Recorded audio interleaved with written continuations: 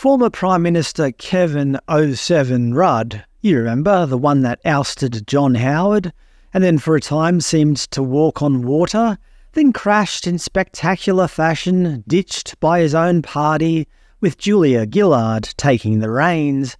And then in 2013, the Labor Party booted out Julia in favour of Kevin again, and then 83 days later, he got booted out by the Australian public.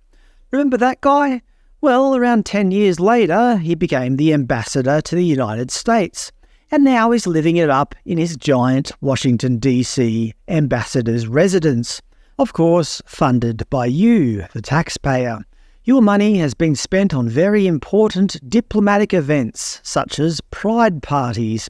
This is from the ambassador's Instagram account from June last year. The man in pink is drag queen DJ Kitty Glitter, who was hired to perform at the event. In total, the event cost more than $20,000. I'm not sure if that's US dollars or Australian. Either way, your taxpayer money hard at work.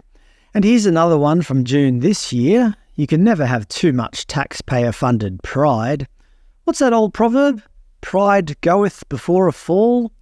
News coming out today says that the ambassador has turned the embassy into quite the party palace, with thousands of dollars spent on booze, butlers and a barbecue.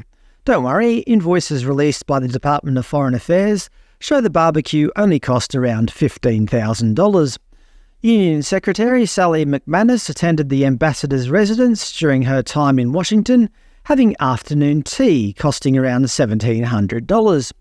But a drop in the ocean. I often spend over $1,000 on afternoon tea.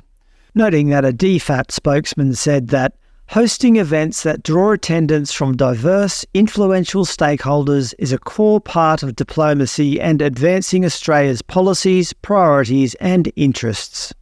The life of the ambassador in the US is a hard job. You have to take photos with dogs. You have to take photos with cats. You have to hang out with current and former prime ministers. You have to attend movie events. You have to feign interest in people's conversations. You have to point at Australian biscuits. You have to ask American school children what they think about Australia. You have to take your wife out to expensive restaurants. And of course, you have to vote for Labor. But most importantly, you have to spend as much taxpayer money as possible. Because if you don't, who will?